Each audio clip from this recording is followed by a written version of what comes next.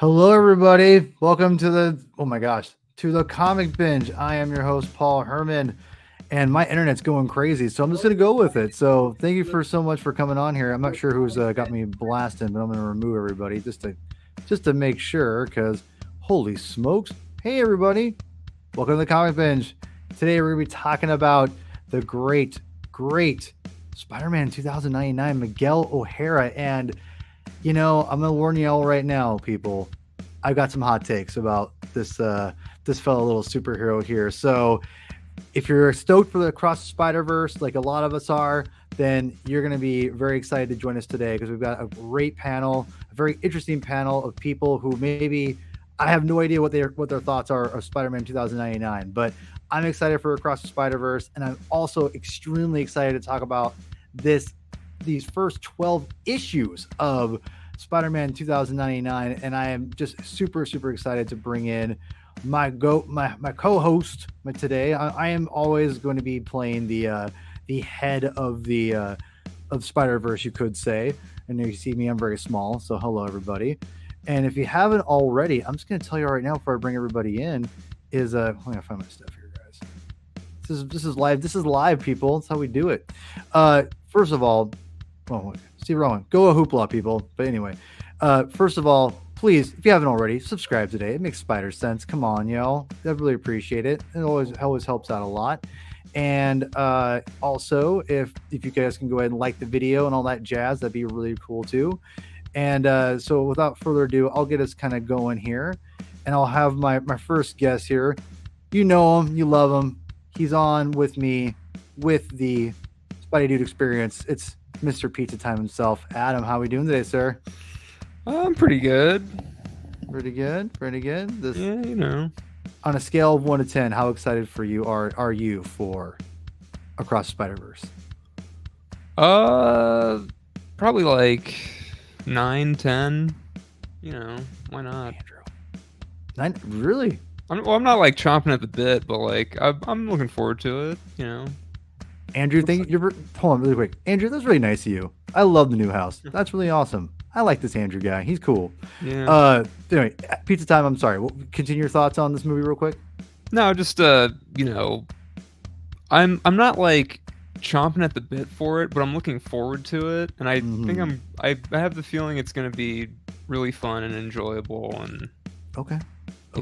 Just a fun time. I don't know. All right. Oh, hey, don't threaten me with a good time, right? So, all right. We've also got the El Corazon himself, Javi the Heart.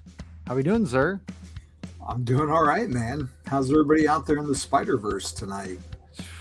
Some people are watching the movie right now as we're talking. Yeah.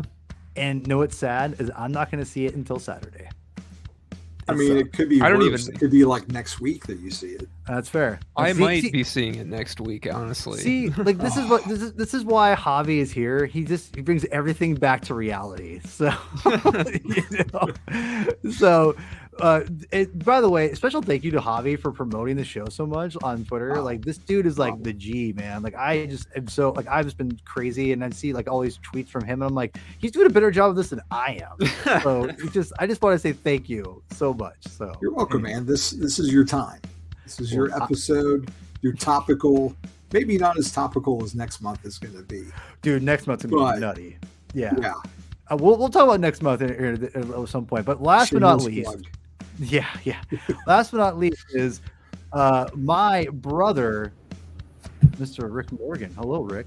Hey, hi. How you doing? And for those who don't know, it's a long story. I was just gonna say that, and me and Rick will tell our story at one point at the appropriate time. At the appropriate time, but right now is not that time. But one of us is a clone. Yeah. You could say that. So Rick, you're on your own. You have your own awesome YouTube channel. Why don't you tell people about that? Yeah. So I have Immaculate Comics, and I mainly talk about restoring and cleaning comic books, but I do interviews like this one about comic book issues, and I also talk about current events in comic books as well. Over at Immaculate Comics on Facebook and on here on YouTube. And it's crazy, y'all, because we're related, and he's 1,000 times smarter than I'll ever even dream of being. and he figured out. And then I'm not trying to boast you up here, but I'm just gonna say I'm just very amazed and proud that you have created a literal solution, like an actual like solution for to clean comic books. Like that is insane, and people don't understand.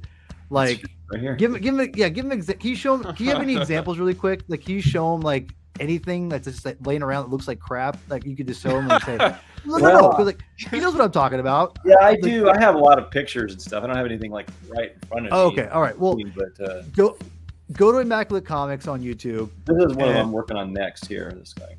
I'm gonna take the tape off of it and clean it. Put it closer. Put closer to the camera. Show people what it is. Ah, Batman book. Yeah. Nice. So I'm gonna clean that up. Here, I'm gonna blow you up here. Let me blow you up. Okay. Let me Oh yeah, and here's another one I'm going to do soon. Oh, hold on. Let me take this off. Hold on now. Hold on. Here, try it again. Oh, actually, no. I already did this one. This was it's already been done. Sorry. Let me come here. There we go. Try it again. And that's if you don't know, the first appearance of Mary Jane is in this book. I'm sure that everyone here knows that first. And yeah, I've got a lot of good books. I have there's an X-Men here. I'm working on these are the ones in my pile. I have this guy I just worked on there.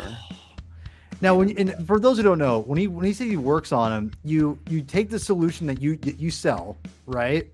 And you make the pages go from yellow to white. Oh, sure. Yeah, definitely do that. And then I'll remove the covers. You know, I'll wash the books in a washing machine that I've built as well. That's fully immerse them. Yeah, I do things that if you haven't seen would chill your spine. If you see me take apart like an X-Men 1 and then soak it in a bathtub or something, it's disconcerting if you haven't seen it before. The first time. It is insane that we have we've done that. So or you've done that. Share this real quick too here. That's a Steve Ditko autograph, an authentic Steve Ditko autograph. To me, he showed me that. That's pretty nuts. And I have a John Romita one here too. We'll say that for another time. I don't want to overwrite your whole. No, you're good. You're good. Hey, this is the Spider-Man Council. This is all about Spider-Man fans. And you can't not show your Ditko stuff if you've got it. You know. Yeah, exactly. Exactly. So he doesn't sign a lot of autographs, so getting even the eyes and the face drawn for me with my name is pretty cool. Hey, it's all, I get it. Trust me, I get it. So anyway, today, Spider-Man Council, we have a small council tonight, but that's fine. I probably won't have to be, put the fire and brimstone on people too much because but either way, Javi's got to get out of here a little bit sooner. So we'll get this a little fast and furious, but not like the franchise because I'm not a fan. Again, you haven't already. What's that? You have your gavel ready? I don't have a gavel yet. Man. I won't need a gavel. You didn't unpack the gavel? Well, it's over there. I can grab one. We'll wait. So anyway, today we're going to talk about 2099, Spider-Man 2099 properly. So, I'll kind of throw it to I think who might be the biggest 2099 person on here, which ironically is going to be Javi, who has to leave earlier than usual, maybe. But I know I'm assuming you're probably the biggest fan of all four of us. I'm just going to take that guess and gander, if you will. Okay. I'll take that badge. Okay, hey, that's fine. Yeah, that's not a bad thing by any means. Yeah. But tell me your history of being into this character and kind of what you've been doing with it lately, or not lately, but your history with it, and what your feeling is kind of going into Across the Spider-Verse, kind of with your history. I think we covered this on a council meeting 4 months ago when we talked about alternate Spideys. So I'll try not to bore people again with it. Trust me, I don't think we get new people all the time. I don't have to worry about repeating yourself. I would say a certain generation's first experience with him wasn't 2099 #1, but was Amazing Spider-Man 365, which it was the last backup story in that 35th anniversary issue. Mm-hmm. Dating myself. Yeah, but I was in high school, and it was just like shocking, to say the least, because he was like the exact opposite of the Peter Parker Spider-Man, Yeah. where Peter would make jokes as Spider-Man, but be serious as Peter. Miguel would have snarky remarks in his civilian identity and be deadly quiet as Spider-Man for a good portion of it. So the preview of this show was basically like the first 4 or 5 pages from issue 1. So that definitely was enough to whet my appetite proper, because here was a whole new Marvel universe at the time. Like they'd done the new universe and it kind of came and went. And then 2099 was like their next big push. And to have like Stan Lee creating a new character was like a big deal.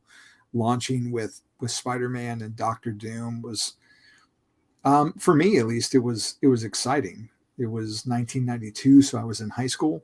And then right around that time too, we started to get into like the Clone Saga, and Peter wasn't necessarily acting quite like himself because they were still trying to figure out like who was going to be the real Spider-Man going forward and all of that. And the world of 2099 was, I don't know, it was somehow really comforting to me when maybe Amazing wasn't quite what I was familiar with at the time.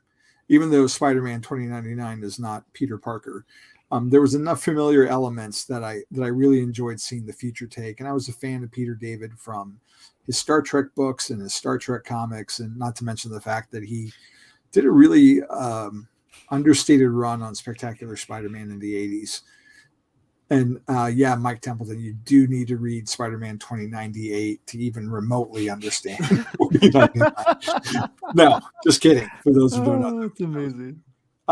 So I really enjoyed the character. There were certain moments in like issue 4 or 5 that really shocked me as a kid, where I was like, I don't know if I like this anymore, but I got over it. And it gets a little muddy towards the end of his run. And things did not go to plan across the whole line. And it just kind of caved in on itself unceremoniously. And he would pop up here and there, off and on. They had like a 2099 World of Tomorrow book that tried to bring everyone together in this post-apocalyptic future world, which is written by Warren Ellis, I believe, or at least led by Warren Ellis, who wrote. I know he did some of the Doom stuff for a while. Yeah, and we actually really side note. Chris and I actually reviewed his a good portion of his Doom 2099 run in the original Comic Binge podcast only, which we'll eventually put those episodes up to listen to at least at one point. But yeah, they weren't bad; they were pretty good. I mean, Warren Ellis is a little bit of a hot topic, but yeah. I liked his issues. And then we had like some weird relaunch post One More Day where it was 2099 like Time Slip or something, but it wasn't. It was like kind of rebooting everything, and I wasn't interested in that, and I skipped it.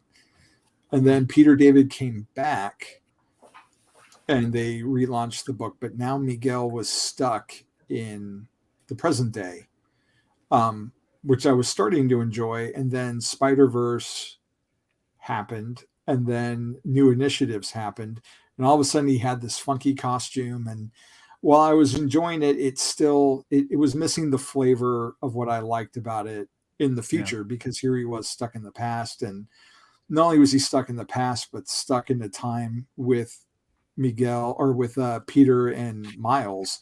So there was a lot of spider people in New York at the time. And it felt kind of weird.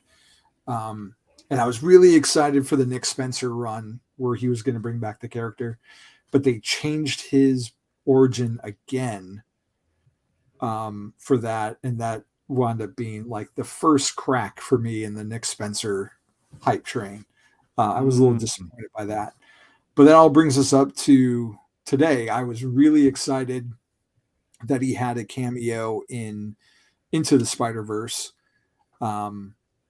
with Oscar Isaac. And just a little nods to, like, they had Alchemax in the movie being responsible for his spider. And of course, in the video game, he's an awesome skin that you can play as. Yes, it is. And I am here for the movie. I'm pretty stoked. I mean, June is my birthday month, and there's nothing but like all my childhood favorites are here in June. Got Spider-Man to kick it off, Transformers, but not the Bay Transformers. You're a Transformers guy. I'm not Neil. But I loved them. I loved them when I was a kid, and I tried to follow the comics in like the Dreamwave era. But it's not something I'm. Like, you get to a certain point, and I'm lost. We got the Flash, we got Indiana Jones. Like, June is my movie month, so I don't know which one I'm more excited for between Spidey and Batman. I mean, the Flash and Indiana Jones. But I'm not excited about Indiana Jones at all. But that's just me. Gotta have faith, man. But that's just me. I got to interview Rick Leonardi once for the Spider-Man Crawl Space, and we talked about the black costume. We talked about his work on 2099. So Miguel O'Hara has a very special place in my heart, and I'm curious to hear your hot takes now. Oh, you'll get them. You'll get them. And for those who don't know, Peter David and Rick Leonardi are the primary. I know those inkers and letters, and I don't disrespect them, but Al Williamson, man. Oh yeah, Al Williams. Oh my God, how could I forget Al Williams? I remember being like, Al did this, and Al's a legend. What the hell am I thinking? Yeah. I feel foolish. Thank you for reminding me, Pizza Time. I appreciate that. Yeah, I wanted to say this right now that the Rick Leonardi and Peter David, like, those are bigger names in comics, and Rick Leonardi is just. We'll get to him in a second, but yes, like that's the art. We don't want to forget these aren't just no name people working on this book. These are pretty prominent names at the time. So. Rick, I'll go to you, my brother. What's your history with Mr. Miguel O'Hara? And I'm gonna go grab a gavel. I think I'll be right back. But go ahead and continue. Well, I remember when the book came out, and I remember hearing that Stan Lee was making some other futuristic world. And I remember, this is the book I bought. I have two of them I bought at that time, and I was 21. I was in college. And I remember when the New Universe came out, and that was in response to the Marvel Universe of the 60s no longer being the world outside our window. Things had changed. There were, the world was different. The technology was changing. And so we really couldn't draw any similarities, but it failed. It flopped. And I was concerned that the same thing was happening 7 years later. It felt like it, because comic books were changing quite a bit. Mm-hmm. And then I bought this, and also I noticed, and I went back and looked at some of my early the 250s of Spider-Man, is that Miguel O'Hara, even at the time I noticed this, looks exactly like Peter Parker. That's Peter Parker, by the way, from issue 253. He is Miguel O'Hara. He didn't draw him any differently. They're the same person. They even wear the same style of clothing. They're just, but where one zigs, the other zags. Like they probably sat around a table and said, "Hey, look, you want to make them the opposite of Peter Parker." They made a list of stuff that Peter Parker does, and they just did the opposite. I think what might have happened, because it's pretty clear cut. They have their own Siri or Alexa in there. That's the Lila thing, and Lila. That was interesting and odd. I was curious at the time, because here's another thing that happened. I had read Amazing Spider-Man Annual, I think 20, that had Iron Man 2020 coming back to the past to visit Spider-Man. And they had a lot of Star Wars stuff in it. Like, Iron Man was flying an X-Wing fighter, and there was like a Star Wars speeder bike in that thing. But it was remarkable how much stuff they got right. When I read it, I reread it in 2020. I thought, you know what? I think I'll read this in another 35 years and see how it works. And I did. And I was sort of thinking to myself, I wonder what they'll get right and get wrong. Of course, I won't be around in 2099. But it's already apparent they got some things super right with this, like Siri, Alexa, hologram thing. They missed cell phones entirely because they keep leaving each other voicemails. Well, they have holograms. Why don't they need cell phones? But they had to go check their hologram and go home and listen to it. Yeah. They didn't have it with them. Right? Which is, but you know what? But to be fair, what if that was like people were rejecting like having access to each other all the time? That their personal hologram assistance is like a thing to come home to. Like, you know what I mean? Like, that's like the more acceptable thing at that point in society. And it happens with we wearing a cocktail dress all the time. Yeah, that's what. Hey man, Well, you can change it. You could Yeah. change it. Miguel Yeah, didn't want to exactly. change it. You know where his mind's at. So That's true. Yeah.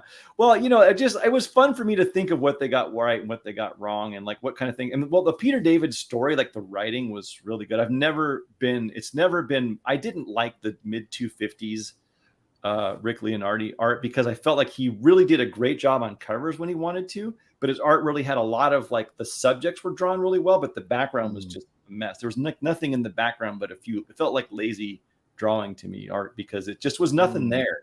A lot of I wanted the richer detail that I was getting from JR Jr. before, and I got later, and he just seemed to not have it for me. And it propagated to this book too. Like there was just not. If you look in the background, the characters are all fuzzed out. The buildings are just a couple of lines, and so I was a little disappointed in that. But the story was super engaging at first. I thought, wow, they're coming up with new characters right away. They're going to build this new universe. Maybe this is going to be what I wanted. But then it just sort of went. Kind of like started diving down from my sensibility. It was like, where is this going? Well, the women all look the same. I couldn't tell Casey from Dana. Yeah, like I agree with that. There was one point, yeah. Which person is this? I can't. And if there was no context clues, I couldn't tell what was going on. And then the story started to wander too. It started to like get a lot of stuff in it, and it started to go a little crazy for me. But to be fair, Spidey was nuts at the time too. Like Carnage was in it, and I think about the time Carnage was a new character, and Spider-Man was kind of a darker and grittier. So I was like, the whole thing had turned me off a little bit, And I'm a person. I've read every Spider-Man book that's ever been published, and I own all of them. I've had them all, and that one was fun, really exciting at first, and just kind of like for me, that was my interesting. Okay. That's. So were you excited about the introduction to him in the movie Into the Spider-Verse? Or were you? I haven't seen it. I'm dark on Into the Spider. I didn't know he was in it until you told me. I removed myself. I scrub all information from any spoilers. Look, I'm a guy who flew 3,000 miles to see the first Spider-Man movie 3 hours earlier. And I dress up for most of these movies I go to, and I block spoilers entirely. I see no media. I filter all my content's filtered. Rick, I'm honestly flabbergasted you have not seen Into the Spider-Verse. We must rectify this immediately. All right, you're gonna have to come No, sorry, I meant the new one. I was like, no. Into the Spider-Verse I've seen. Sorry, I meant the trailer for the new one. Oh yeah. I'm not. I am avoiding trailers too. I hate trailers these days. But yeah, Into the Spider-Verse. Yeah. I mean like for Into the Spider-Verse, when they revealed them at the very end of the movie, was that going into this movie, are you excited about Miguel? Are you not excited? I'm gonna reserve my excitation because I've been on highs and lows with this character. I've gone up and down. Sometimes I'm really excited. It's engaging stories, and I'm like, okay, this is just pandering. It's just trying to make extra money. It's a cash grab. Obviously, he's got to travel through time at some point. Sometimes it's done really well, and sometimes it's not. To my sensibility, anyway. And the character has so much potential because we all want to see the opposite of Peter Parker, right? We always want to see what he would do, which was what Venom was supposed to be, right? Now it's Chasm. Yeah, now it's Chasm. They're always doing it, right? What if he wasn't so optimistic? Like, what's that guy who just unleashes and becomes, exactly, does all kinds of terrible stuff? And sometimes it's great, and then sometimes it flops. Okay, to be fair, Amazing Spider-Man's the same exact way. He's a staple. He's exactly. Stay, This is just another one. Every time they make another Spider-Man, it dilutes my Spider-Man a little bit more. I mean, I don't know. That's a whole different podcast, you could say. That's a good conversation because I think there's arguments for both sides of that. But we'll save that for later. All right, pizza time, aka Adam. I see how I reverse that just for you.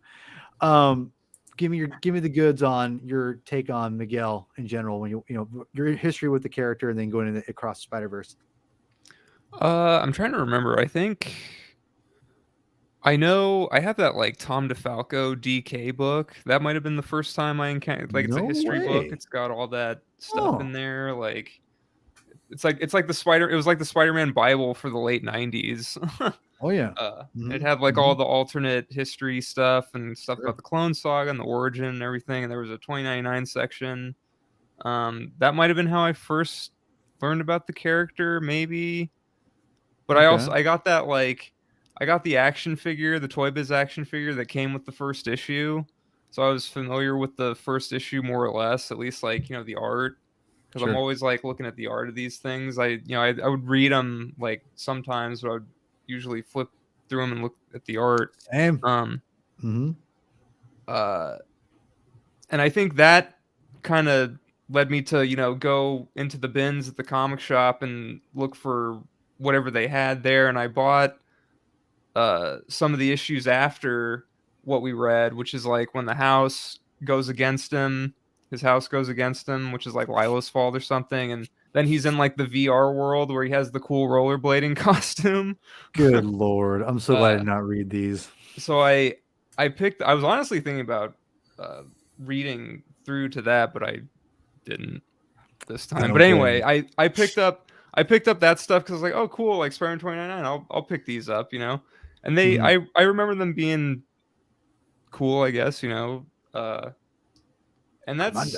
that was like my earliest stuff. And then I played Shattered Dimensions and Chris will love you for saying that. yeah. Well, he asked who played it, so Yeah. I played that. I didn't play Edge of Time. I heard Edge of Time was kind of not as good as Shattered Dimensions, so I skipped it. But Shattered Dimensions was pretty cool. I get those two confused all Um, the time. I think I interchange them. Sorry, yeah, Chris. Shattered Dimensions had the 4, and then Oh, Edge of Time was just amazing. Our regular Peter Parker that's right. and Miguel That's 2099. right. Okay, you're right. Yeah. Okay, you're right. Okay. And yeah, Edge of Time was Peter David, and Shattered Dimensions was Slot. Yeah, I'd say I guess that's my history with the character. I thought it was cool that he showed up at the end of Into the Spider-Verse, Okay. and yeah, I'm looking forward to see what they do with him. I don't know if I like. I mean, it seems like they seem to be framing him as like The villain. the main the antagonist, Yeah. Yeah. which I'm like, okay, Didn't get that Sure. impression from the first movie, but yeah. yeah, exactly. So I'm wondering how they're gonna play that out, I guess. Commander's mean- not gonna like me in a little bit, I think. Uh-oh. We'll just I leave it have there. I have a question for Captain Clow in the comments. Do it, dude. Chris, who was your favorite 2099 actor in a video game? Was it the Shattered Dimensions, which I think was the Amazing Friends Spidey?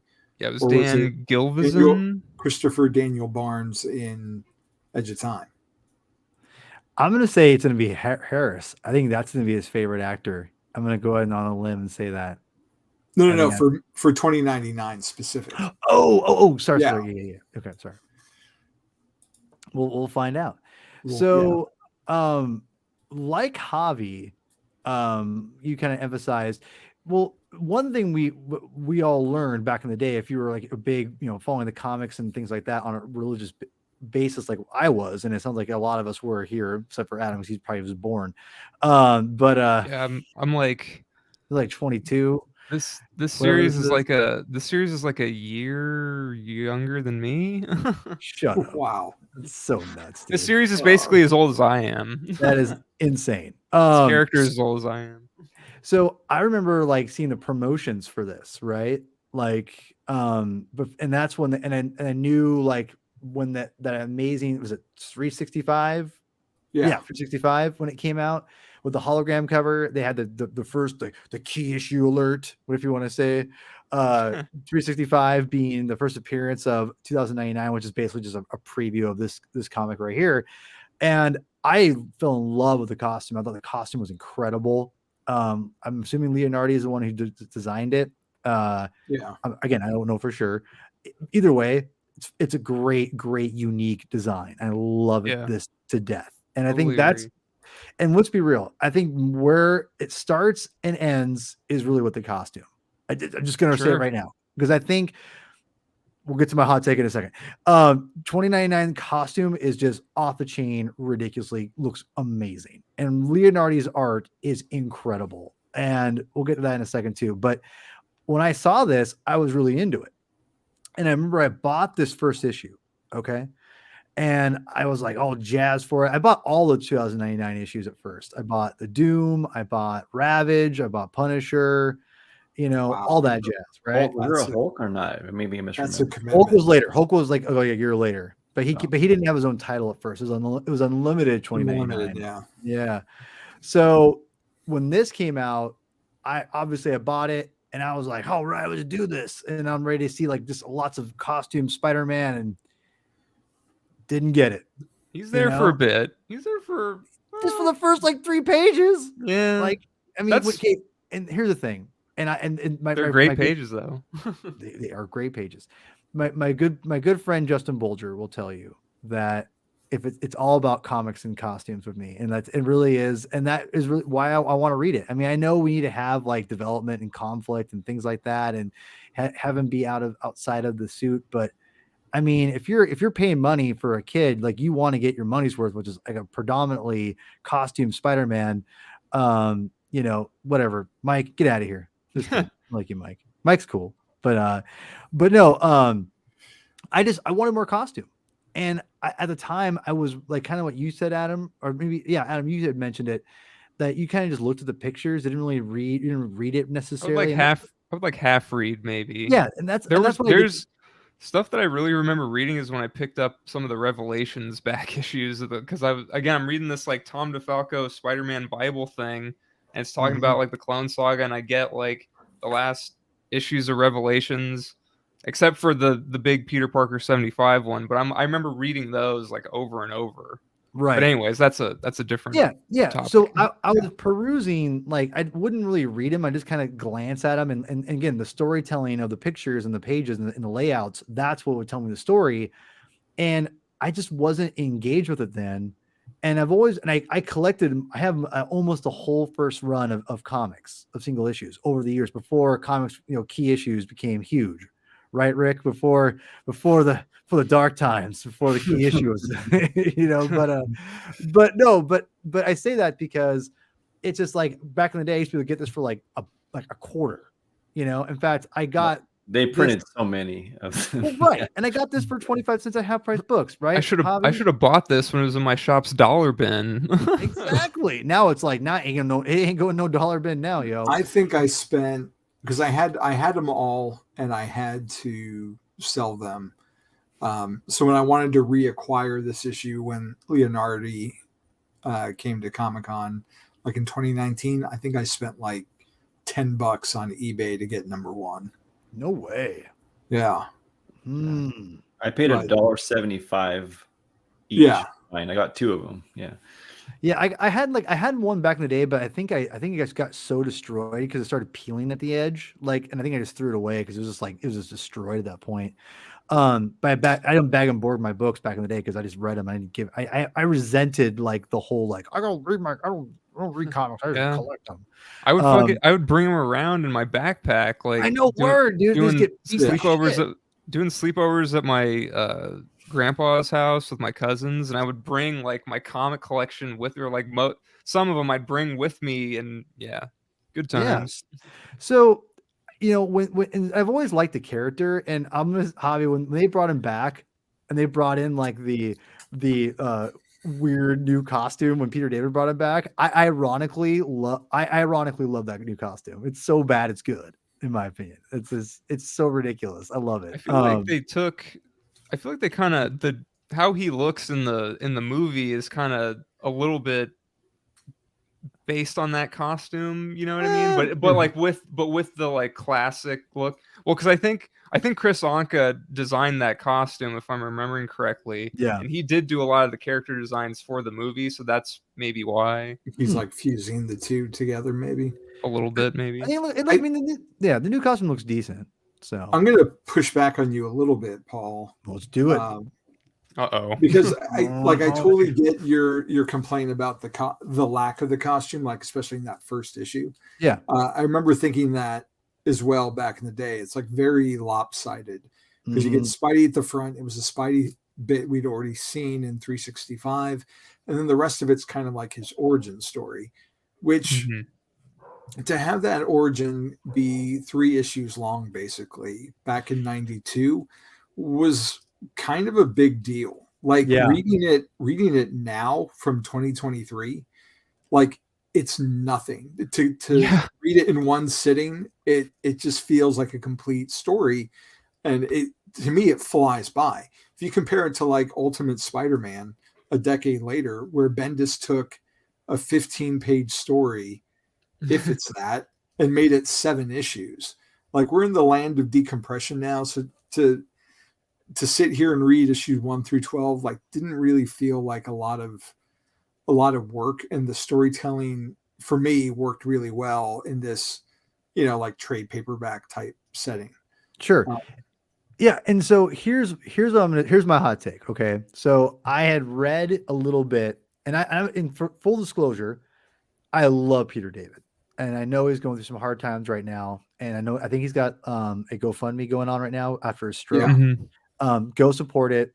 And Marvel should be ponying up a lot of money to help him pay his bills, because they owe him a lot of money, in my opinion. And he's a great writer.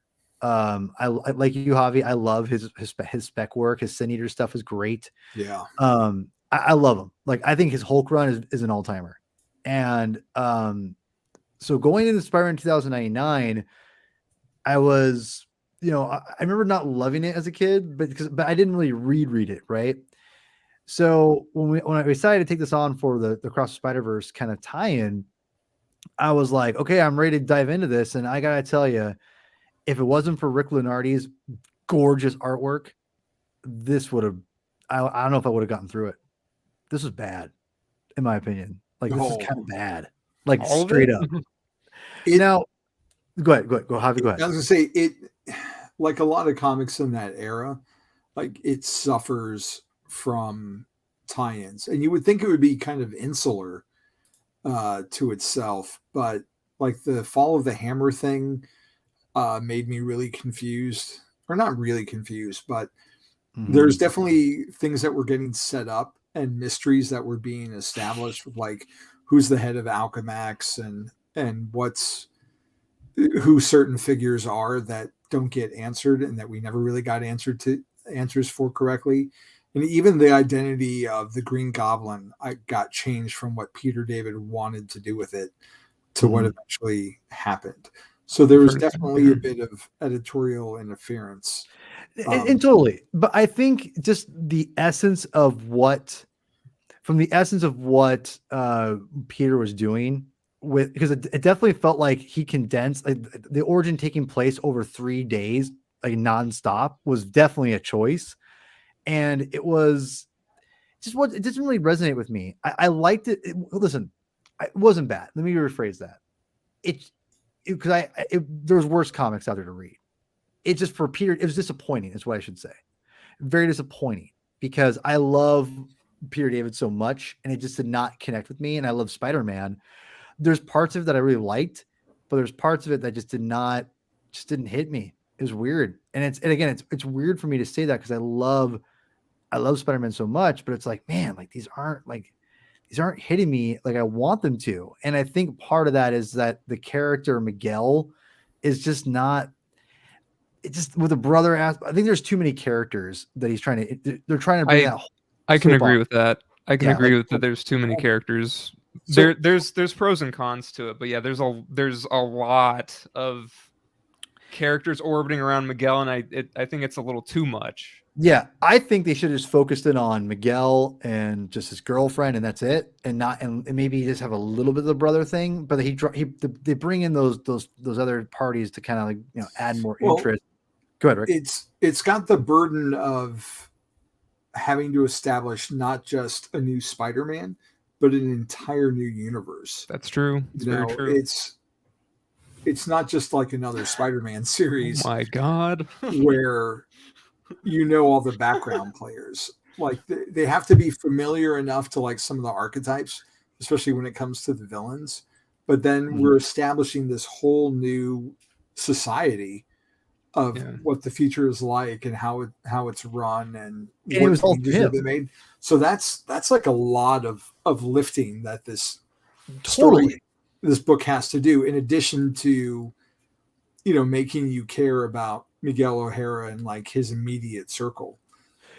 So Rick, I want to throw this back to you because you're like, you've done all the reading of Spider-Man comics, and when you read, I'm assuming you read some of this before the show, but I'm assuming I don't know how much you read or what you didn't read, but when you was it like you? Because it sounds like you're kind of mixed on Peter David as much. I'm a little more of a fan than you, maybe it sounds like, but I liked his Hulk run. Was like incredibly good.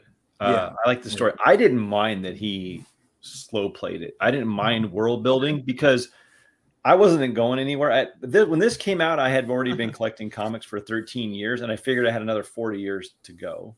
Right before I always told myself I would stop collecting Spider-Man at like issue 1000 when it came out, which is I'm pending now actually. So I think I'm into 3 this. years from now. If this goes okay, I'm into it. I want him to take this time, and I want me to not be in a hurry because I want this world to have been built, and I want it to be rich. Take your time. I'm not going anywhere. It cost me $1.75. What am I doing with my time? Right. I'm in college. I'm not really doing anything exciting with my life. I'll read this if you pay me back and you give me a good, rich story, which he really did. I think he really did. I think the story was compelling. I think that the characters were compelling, that it was a little busy for sure. And it was a little busy in the mid 90s or early 90s, especially when everybody was grabbing books. They had huge boobs on the women and guys with muscles that were as big as houses everywhere. And everything was an issue number one, and everything everybody was buying books to save them. and they sucked. The stories were awful, right? They were just so much crap was coming out, and crap was flying everywhere.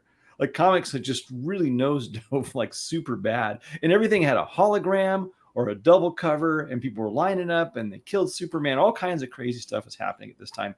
For someone to bring out, now I'm just thinking contextual, like where I was at in my world. Sure. For someone to bring me on a plate and build me, we're going to build a character and we're going to give him a story and relationships and problems. And he's not going to be your Peter Parker. He's going to be very different. And I'm going to build this world for you. I put so much effort into it. Please have a look. I was like, this feels really good. Because they did this with Peter Parker in the 60s, back when Captain America was fighting a monster of a week, or he was frozen, but you know what I mean? The other characters everything was just something that's like a lot of showy stuff. There were two stories. They took Peter Parker, they slowed him down. They gave him problems. They gave him a girl that he liked in Betty, and they gave each villain a backstory, which was really unusual. They gave him a reason that they were bad. They slow played Spider-Man in the 60s, and they slow played 2099 in the 90s. And I appreciated it for what it was. Wow. I was not expecting you to say that, to be quite. And by the way, Paul, I like your brother. Dude, Javi, I don't like this. I don't like how this is turning against me. I don't like this. This is the thing, Paul. Whenever you're like, oh well, I've got a hot take here, and it's like, well, that means that he doesn't like the books, or he doesn't like something about. Again, about something. Seriously appreciate it. You saying you donating, like any donations, I don't ask for them because I feel weird asking. So the fact you donate out of your own kindness, your own heart is very, very nice. So honestly, it means a lot. Thank you. Really quickly, I want to get to right here. I mean, to be quite fair, I mean, the cheesecake factor is real. It's kind of unfortunate, to be honest, but it is. I mean, listen, if people like that stuff, I'm nothing against it. It's just not. I don't think this I would want to do. Yeah. I don't think this was one of those books. Like the page that you have. No. The page that you have up right now is like the beginning of the objectification of Miguel O'Hara. Yeah. Like it becomes like a running gag, like how tight his butt is, and how like I don't know if I think it's the Kelly Jones issue where she's talking about Spidey's butt and she's just like picturing grabbing it with her hands, and like it's focused on her hands in this panel, and like he is definitely the sex object. Here's a hot take. I like Casey more than Dana. Word. That dude. I'm gonna tell you. I don't know if that's a hot take though. Oh, okay. Well, I'm just saying, like, probably not. Because, I'm just saying, like, Dana, she's no Mary Jane. She's just kind of like, there's not really much to her character in this. I feel. Well, No, There's that I little- would agree with that. There's some Yeah. like, there's a little like, oh, apparently she used to be with Gabriel. which is weird. Yeah.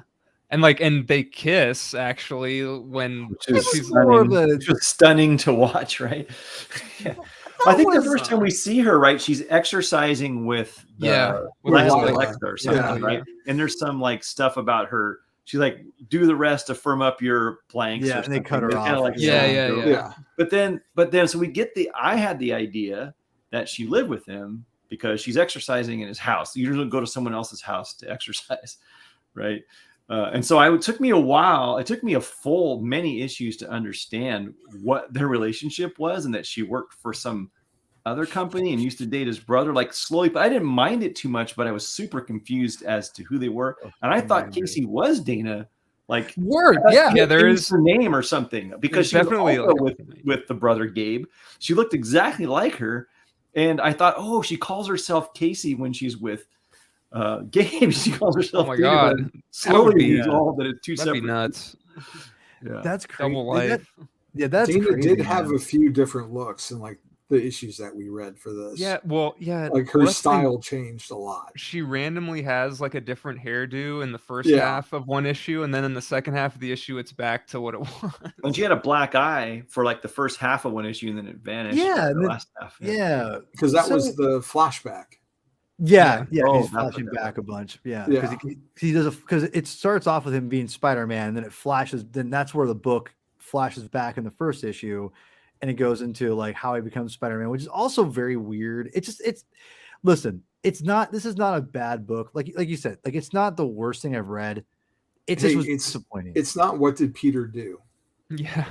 Oh God. We didn't have to wait a year and a half to see the origin of Spider-Man Yeah. 2099. You know, So- Bobby, Or issue you 20 had to bring it coming up, out. didn't you? I don't know if you guys know what happens in 26 yet, but somebody spoiled it for me, and I couldn't care less. It's the stupidest thing I've ever heard in my life. Because I they've been mean, priming it's- us for this for months. It's just dumb. Yeah. Yeah. and it's a whole Rick. It's a whole thing. It's a It's whole a mess. it's a mess. But the hilarious thing is when I heard it, I'm like, oh, weird. That's all. I honestly was just like, oh, that's crazy. Like she'll be back. You know. That's yeah. all. I don't. But it's the principle of the thing. You know. I would you know argue. you know what it kind of reminds me of? Not to go too off topics. We're out of Spider-Man Council, but really quickly, it's my show. Do what the hell I want. Of It course. reminds me a little bit of Nick Spencer and Captain America. Remember a little bit when everyone's like, "He made Captain America a Nazi." He blah blah blah blah blah blah blah. It's Yeah. like guys. It is one of those like things like, oh, Doc Ock hijacked Spidey's Right. brain, and Captain America's apparently been a Nazi for decades. You know, it's that kind of a thing Yeah. in a way. It's kind of dumb shock to just sell issues Mhm. and Yeah. Oh. It used to be that the So- covers were like false. Like they'd have like something brazen on the cover happening, and you'd open it, and that would never happen inside. You were like, you were pulled it off the rack to read it, and you think this never happened. But now they're leading it with rumors and spin. Like they Yeah. you don't see anything. You just hear that something, and they want you to go and buy 5 different covers of it. There's going to be 6 different versions of Yeah. it. They're pandering to our weakness, which is to try to find Our some weakness. interesting key book and then buy I 100 call it of them. strength, I'm a Rick. sucker. I've got like 5 of them coming of the 26. Does he look, look? I Doesn't can't. Lila, can't doesn't she tempt look me. like a man? In that, doesn't she? Her face look like. I wouldn't say she Yeah, looks like a you know. man. It's like, Yeah, she looks like a man Well, to I me. mean, obviously parts of her don't look like a man. But I mean, Well, yeah, that's it's very obvious. But there. Listen, the whole Lila thing, which they already hinted at, because I read up Yeah. to 12 issues, and I was like, I'm good. And Damn. yeah, man, it's rough out there. That's all I gotta say. Well, I think it didn't Hard out there help for a that- P thug. Yeah, it's right. Pete Thug, I don't have time for that. I don't have time to bleed. Listen, like the thing is with this series, I didn't move during this whole thing, and I've been like slammed to the Right. brim, and it's been really hard to like get time. So I had to like read these during work, basically, which was crazy. I couldn't even believe I could even read these during work because like we were so slow. So I was like, oh sweet, I can read these. And Javi, if you know we share occupations in some ways, so to say that I was very, very beneficial. I'm glad I was able to read these during work because they were perfect work fodder. But but like here's the thing, and thankfully Javi sent me a ton of great artwork from Rick Leonardi to basically to showcase here, and I'm so glad you picked a bunch of stuff out that I liked actually. Like I loved cool. this splash. This splash. I is forgot just- about that one. Yeah. Also, the first splash in the first book is awesome. He does really great splash pages and covers. I think a lot of his interior work is honestly, I think it's just lazy. See, I disagree. And But it's I'm- also you have to keep in mind, like, he's trying to get the book out on time monthly. So yeah, I don't. Okay, I'm gonna push back a little bit on that, brother Rick here, because let me show you something. There's a couple again. Javi picked some good layouts here. I'm gonna throw, like, to me, this is cool. Like, there's some really creativeness here with what he does, and I think there's interesting things here.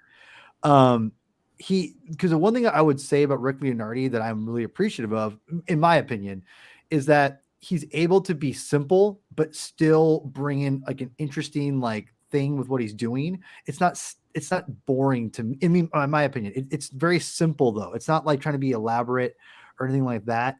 Well, these But are you're all giving- great pictures, but there are examples of panels where there's like nothing going on in the background. That's fair. That's fair. Think about Ross just- Andrew in the 100s early. Like that dude would draw Sure. Spider-Man jumping from building to building. He'd draw 50 Spider-Man, all like Yeah. light red and blue, going around, and he would draw every window, every person on the street, and he would still get them out every month. Like that But guy you know what? But here's the thing I would say too is that with Ross Andrew, and I love Ross. he Andrew. did have background inkers. He had the background inkers, and he Oh. had usually Frank Giacoya or Mike Esposito inking the people themselves. So there was a lot of collaboration on that, from what I understand. I didn't get that. That makes a big difference. Yeah. Well, I mean, there's a lot of pencilers in comics in all eras that depended on background people and things like that. Like there was, it's not uncommon, and I don't think it's necessarily a detriment. Because Ross Andrew's a great artist. I love Ross Andrew. This is no Yeah. BS. I straight up love the guy. He's an underrated artist. But I would Yes. also say in his layouts, and I remember reading these back in the day, is that it was also kind of confusing when the way he would put things out, because back then they're heavily steeped in the Marvel method. So he's pretty much putting this out, and they're just going to take, for the most part, be like, this doesn't really make sense. It's hard to follow, but we're just going to put it out there. And it was hard for me as a comic book fan being like, where am I going with this? Like, it's not clear where the eye is always supposed to go. Not all the time, but it was consistent enough where I noticed it with his layouts specifically. Leonardi doesn't have that a problem. He's very simplistic of what he does in a good way, I think. But again, it's a taste thing. But I think but Rick, I also think or Adam, I think you brought up a great point, is that he's amazing at the splash pages, at covers. I think Rick, you had mentioned at covers too as well. He's a great cover artist, splash artist. So I think you got something there, but I don't think there's bad.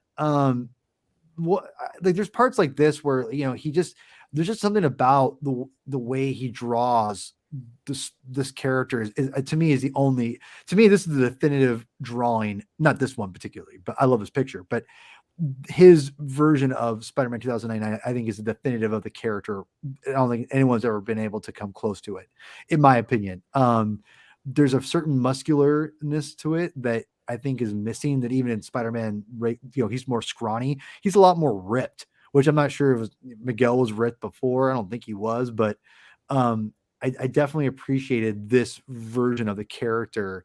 That letterbox is cool. I want to say it's- one thing too about the costume, and then let get your guys' opinion on it, because I want Javi's especially, because he's been a big fan. Here's that the face mask, for me, the Spider-Man, what they've done for years is take the lines on his webbing and the shape of his eyes, and they artificially made them squint when he's concentrating or bow down when he's sad. They took some license with the shape of those lenses and emoted Spider-Man different, so you could tell what he was feeling, right? And it's really almost impossible to do that with this costume, unless, how do you guys feel differently?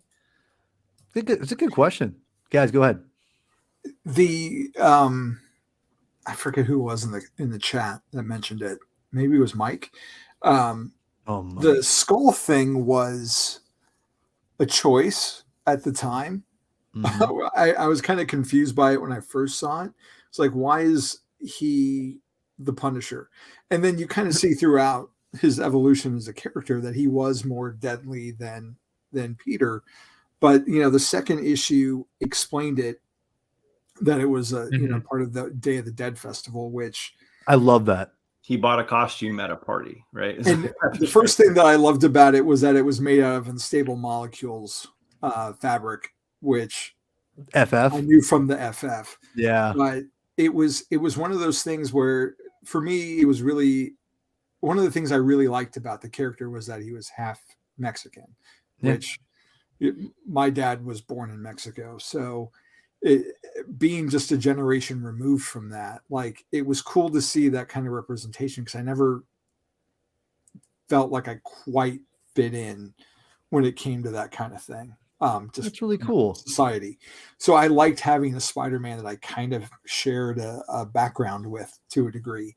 And actually, this was like the first time that I had heard of like Day of the Dead and all that. And in high school, I Really? learned a lot more about it through my Spanish class, but it wasn't a tradition that my dad really celebrated or brought with him. So a lot of it, a lot of what I learned about it started with this, and then I picked up more about it in high school. That's really And cool. kind of reincorporated it, into like the present day stuff for my family. But so to have that that connection with that he had with his heritage being part of the suit, I really wound up really loving that. And then it was the 90s, so I was like, of course it's a skull. But then there was also that edginess of having the claws and the sharp edges that Mhm. it's kind of like a Batman effect almost, where he just looks more dangerous. And I appreciated, like you were talking about, the eyes. They always kind of gave him that angry look, but the fact that the spider motif was worked around the eyes as well, where you kind Mhm. of had the four legs on each side. Like, Mhm. it's a variation that we don't really see a whole lot of when we see all these other spider people. And the web foil, that's not a cape, but it's not web pits like that. Yeah. That was really cool to see. Yeah. And like, I got the hot toy of it, and there are a lot of people who are complaining that, well, it's not accurate, it doesn't have the web foil, but it's like, it's accurate to the game. What do you people want? And the game didn't have it, so that's why this figure doesn't have it. But Well, and he's in a world where people already have known of a Spider-Man, which Yeah. mysteriously isn't around. So he has, like, there's some expectations when you adopt the name Spider-Man. There's some expectations from you that you're a hero, right? And yeah, I think he ran into that a couple times. Yeah. No, it's really, really quick. We'll kind of start wrapping up here. This has been awesome. Like, this has been a great, like, it's a small council, but not lesser by any means. We had some good conversation here. Rick, you got some great stuff on that. Honestly, that was cool.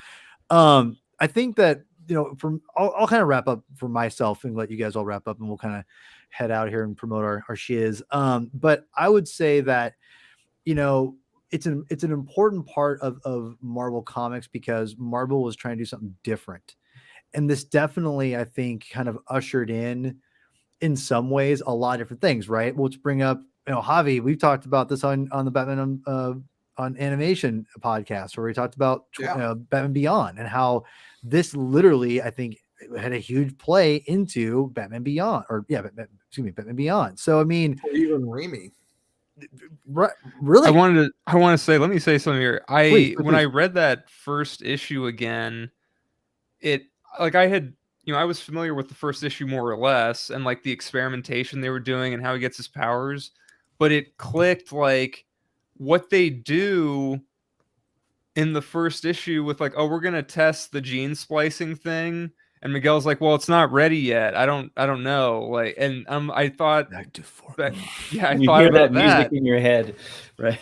I was like, damn, it's like, I knew about the organic webbing and everything. It's like, oh yeah, like, he's got this is like the first Spidey that has organic webbing, but it's like, they kind of, you could say that, like, oh, if they wanted to take some inspiration from a comic for the whole Green Goblin origin and the first movie, it's kind of in here. we have to test this thing, but it's not ready yet. But it's like, okay. And then it doesn't work, but then it does work for our guy here. Yeah. And, I think that there's, though I don't love the stories, I think the costume is fantastic. And I think not only did it pave the way, I think for Marvel doing really drastic, crazy things and taking chances, and obviously leading, I think, to Batman Beyond and different things I didn't even think about, Rami and everything. The other thing I would say also is the fact that this probably ushered in the alternate with, I would say, Scarlet Spider, but this came before Scarlet Spider. So let's to say this. So this really helped usher in people getting used to different costume Spider-Man people that now that's, if you look, I go back to that PS4 game, and Rick, I'm not even sure if you ever played the PS4 game or not. I'm assuming you have, but I watch my kids play it. yeah, there you go. That's fair. That's same difference. But my point is that there's, when we grew up, guys, Spider-Man only had 2 costumes. Well, if you want to count a few other ones, like the third, like the Fantastic Four bag had, Spider armor. Yeah, well, but even I mean, I'm talking about before, let's say up to the 90s. That's all you had. It was basically 2 costumes before the Clone Saga. Yeah. But then Clone Saga, but this kind of helped usher in a different look of Spider-Man and kind of really helped the alternate costumes, because one thing I would say is that instead of people rejecting it, people accepted it way more than they did rejected it. And as you can see in the comments here, more people are like, oh, I love Spider-Man 2099. And if the costume sucked, let's be real, I don't think anyone would like it. I don't think the story, in my opinion, I don't think the story is that strong to love it. I think the art by Rick Leonardi and the costume itself is why it's so good. So, I think it's important for a lot of different things. I don't love the story. I don't think it's terrible necessarily, but it's just not. Yeah. But I would also say that it is important for the Spider-Man mythos, obviously, but for a lot of different reasons other than just existing on its own. So I'll throw it out to people. Pizza time. What we got when we wrap this up? Any last parting thoughts, and where can we find you? I honestly think this is my favorite redesign of a Spider-Man costume, just because it's different but familiar. Like Javi was saying, you got the spider motif around the eyes. The skull is like a choice, but it almost kind of is spidery, I don't know. It's just it's a very strong design. It's a very cool design. And you're right, Paul. Like if you didn't have a cool costume, people probably wouldn't care. But he looks great. And I just think it's a very creative, unique take on the character that's totally different from, he could have just been wearing something with a bunch of webbing on it or something, but no, it's a bit more minimal, kind of like the black suit, the symbiote black suit. The black suit definitely is an influence on this. Let's be real. Yeah. In a good way. I mean, it's the same guy. Yeah, it's true. Yeah, you're right. Worked on both. Yeah, you're right. The black suit's convoluted, but he was instrumental in what we wound up getting. Right. Yeah, true. The stories, I think it is an interesting take on the character. It's totally different from the original, but it has little familiar things, he hesitates with, well, the thing, what I realized as we're doing this show is this series seems, it's interesting if kids are reading this back in the early 90s, because this seems very more adult. For a what adult. Yes, it's very adult. There's all this corporate stuff, corporations are fighting. There's people eating people. Yeah, there's that. There's a lot of there's rebellion and class warfare kinda, and there's drug abuse, and there's caring for an elderly family member in a way that's not Aunt May, in a different thing. There's abuse. There's little abuse in it. And that's Peter David though. And I think Peter and I've gone on record saying that I like it that kids were allowed to read this and you don't dumb it down for an audience. And I don't think you would either, but it definitely, when you do that, you do run the risk of alienating someone of an audience, you know, Yeah. like my parents, to a detriment, in my opinion, I love them, but did not look at what I was reading too often. And I don't think they would have cared about this. And I don't think it was a big of a deal, but you know what I mean? Like, I would say that I think they probably should have held back with me a little bit, maybe put a little more action in there in general. Right. Because I think the third issue is my favorite of all of them. I think that third issue is fantastic, like all the way around. It's because it's all just a pure fight. Yeah, he's It's just fighting. He's chasing around, great. chasing through the city and fighting. Yeah. But it's building character and it's Yeah. interesting and it's entertaining. So I just want to throw that out there. So Pizza Time, where can people find you at, sir? Enchilada Legs on Twitter. Spidey Experience on the Spidey Radio Network, and here Spider-Man Council on the Comic Binge and other assorted Comic Binge shows. That's right. Adam's a G. He shows up on the reg. He knows what's up. But as always, I really appreciate Adam and always his support. So Adam, I love you, bro. You know that. We got Javi, the El Corazon, the heart. He is the heart. I need to get my shtick down like Peter Vera. I am at Javi True on Twitter, at Up to Speed 5 on Twitter, which we'll get to that in a reason, at ASM_classics on Twitter. And you can follow my reviews for the JamesBondDossier.com, where I'm reviewing 007. There's a new 007 miniseries that just started. I'm reading that right now. I love it. It's awesome. With Philip Kennedy Johnson writing. My review for issue 1 should be up sometime the next week or two, whenever David gets a moment to post it.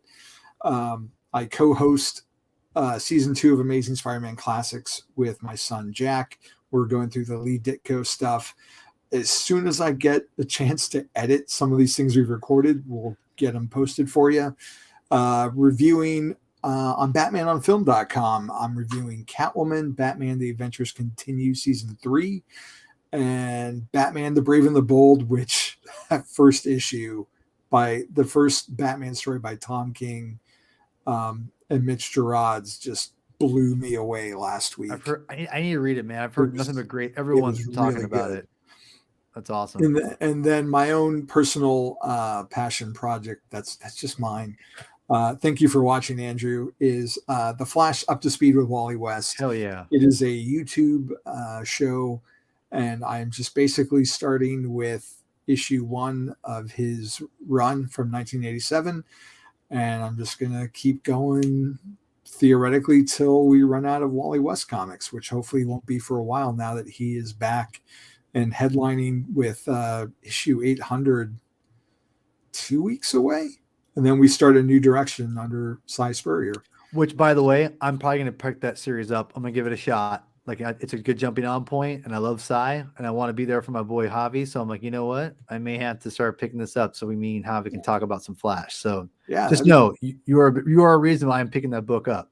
You alone, cool. Sir. So well, thank you. And people out there, if you haven't, like, Javi is like one of the all-time ballers out there, and if you aren't following any of that stuff, you need to get on it. So, like, because his Flash stuff is legit and just the coolest dude out there. So go support Javi. Thanks, He's a rad man. guy. I appreciate that. Well, you know that, man. Come on, bro. And by the way, it's going to be next month. I shouldn't call it Flash month. It should be Javi's month, because Javi's going to be on majority. It is my birthday next month. I mean, yeah, well, there you go. Yeah. And so freaking Javi's gonna be on like majority of the episodes. Do we want to tease what we're going to talk about? Oh yeah, I'll just throw it out here right now. So we're gonna talk about Flashpoint, right? That's we're gonna talk about stupid Flashpoint. Stop it! I haven't read it yet, so just stop it. And then we're gonna talk about some the Flash film, which is gonna be very exciting, I think, for all of us. I haven't figured out who else is going to join us, but it's Javi's at least. He has to be there. So it's Chris, me, and Javi, and maybe just be the three of us. I don't know. We'll be a lot to talk about, but we'll figure that out. And the last thing is, because I think Flash will be huge. I really do think so. Javi's going to come back and give us Flash recommendations, which you and Chris, because obviously Chris will have a lot to say about it too. That's going to be a barn burner, in my opinion. I'm just going to shut up and just be like, you guys just go. And I'll just kind of tell you to stop and then go to the next person and just kind of go back and forth for a while. So yeah. gonna be a Yeah, it's rad going to thing. be fun. Yeah. And not to mention Across the Spider-Verse review, which we'll be doing next Tuesday. So, which I'm not sure if you'll be there or not. I don't think you'll be there, but either way, you'll be there for most of the month. So that's all I care Yeah. about. That's all I care about. So Javi, thank you so much for always putting your time and effort in this. And Yeah, last but no not least, my new brother, Rick Morgan. Final thoughts on 2099 and where people find you. Yeah, well, I would want to say that I did recall when I was reading Spider-Man Noir that the Vulture ate a character. I won't. Yeah. If you haven't I was read thinking it, about that too. and I reflected on this series. Like, oh, I've seen that somewhere before. Makes sense, right? And then Vulture, I was like, yeah. oh, It's in I the remember name. now. Then I sort of like, that's where I saw it before. So there are a lot. I think this influenced a lot of further work. This broke a barrier that people were afraid to cross, and it allowed people to go. That's a great point. Yeah. And stories and other things that happened. It also was brave to have a guy. He didn't really web swing a lot. He just kind of glided on a. That's a good point. Doesn't really web swing because you can't really web swing when everybody's got motorcycles in the air. It doesn't. Why would you do it? Why would you just get a motorcycle that flies, right? Damn, you just blew my mind with that. Damn. He doesn't web swing basically at all. He grabs people, but doesn't. Yeah, yeah. And Yeah, it's coming but, to the PS5 game. I don't know about that, but I'm thinking it's just a reskin of the same game, right? So he has. Well, they showed the new footage last week, and there's a new traversal system where it looks kind of like Tom Holland in Far From Home when he's got like the web wings that lets him glide. That's their new way of getting around New York is interesting on web wings. I wonder if that has to do with the fact that the 2099 doesn't really. I mean, what if he influenced it? Like, why would you lead the web swing anymore? They just don't do it. Like if you could fly, why would you have a web shooter, right? And apparently everybody has a flying car, so it puts the Oscorp suits spider glider into new perspective. Yeah. Well, there's a little bit of that. I can see. That's a whole different podcast. But yeah, you can find me. I have a right? website, immaculatecomics.com. I'm at Immaculate Comics primarily on YouTube, but I have a Facebook and Insta. It's handled by other people. I don't primarily post my own stuff, but other people do on Instagram and Facebook. But I do my own stuff on not Facebook, on YouTube. I hope you watch it. I don't do much about the stories and the reading. That's rich with smarter people like Javi and Adam, you guys that do better work than I do. But I work on the scientific front of the stuff, and I enjoy it. It's really fun for me. I help other people produce economy in their collections, which is it's cool, fun. man. It's pretty cool. And I'm a super collector. Paul's seen some of my books in my house. If you guys see me on Twitter, I posted a picture of me holding ASM 15 and Amazing Spider-Man issue 1, and that is from his collection. So that was me holding that. So that was his private collection. So that was pretty nuts. So I'm pretty serious about it, and I have dressed up at many a Spider-Man movie. And I've had people come up to me and say, "Look like Spidey hit the donut shack on the way here and stuff." Before. So I've left all shame behind, You gotta have a thick skin, right? You gotta have thick skin. You really do, but you going into it, you just know that. But anyway, that's where you can find me, and that's my focus. I'm honored to be here. I'm happy to meet Adam and Javi. They seem like really great guys and well versed in their Spider-Man mythos. Oh yes. And Rick, you will definitely be back, obviously. Sure. We'll have to tell our very unique story eventually. But also, besides that, have you back on and talk more Spider-Man. So you'll definitely be back on the council and whatever. And also, it might be fun to do a comic binge collector issue episode where we can talk about collection and kind of showcase you, even though you trump my followers, and I'm not sure what my little pitiful amount to yours will matter, but 6,000 or so. I don't have a lot, but medium. Yeah, but the thing is, what's cool is that there's it'd be kind of cool to kind of focus on that, because the one thing about the comic binge is that I try to be evergreen as far as like it can be seen at any time, and it's not like it's time dependent, even if someone who watches this doesn't have to be watching Across the Spider-Verse for us to talk about Miguel, it's just that's what the whole point of the binge is, to get people to read more comics, right? So, and if you want to read more comics, as we're wrapping up here, the last thing I'm going to say is very easily. If you want to read these comics and you don't want to spend money to seek out the back issues or it's too expensive, I got some cheap options for you. You can always spend a couple of extra bucks at Comixology Unlimited or whatever, which is not the worst thing in the world. But you can also go to the Marvel Unlimited app if you want to read these comic books and spend, their monthly fee or a yearly fee. And it's a pretty, legit thing, right? I would say. But you want to be a true baller and a true shot caller, do yourself a favor and download the Hoopla app, yo, because this is where it's at. Ryan Lauer himself, the Batman Book Club, one of the best podcasts out there. He taught me about, when someone asked me, who taught you about Hoopla? I'll say, Lauer taught me. So, because spelled like lower. Yeah. But Ryan Lauer from the Batman Book Club talking about Hoopla. It is through the library system. I was signed up through the Seattle library system, and you can go read free comics on there, all digital, and you don't have to pay a dime. And they have a lot on here. They have a ridiculous amount. So if you want to read comics out there and you get on a budget, which is, again, times are tough, I get it, go out there, get Hoopla, read them on your iPad, your phone, your computer system, whatever. It's all free. There's tons of crap on there. It's awesome. And if you haven't already, if you watched this far, which I can't believe you have, if you have, you deserve a medal. Go please, again, subscribe. It makes better sense. So I'll say one last nice. thing is that, Paul, I followed you before I knew you were my brother. that's so weird. That's awesome. That is the I still can't believe it. I can't believe that. Super weird, but it's definitely true. I remember when you followed me. Because I'm like, oh, who's Immaculate Comics? I thought I was in Ethiopia, right? When I first because I looked it up. I'm like, who's this guy? I'm like, oh, he's in Ethiopia. That's weird. That's a whole different story too, right? So I mean, so it's So life is crazy. Life is crazy. But anyway, thank you guys so much for coming on, and I'll go ahead and end this on, as always, as because Chris Clouds in here, is read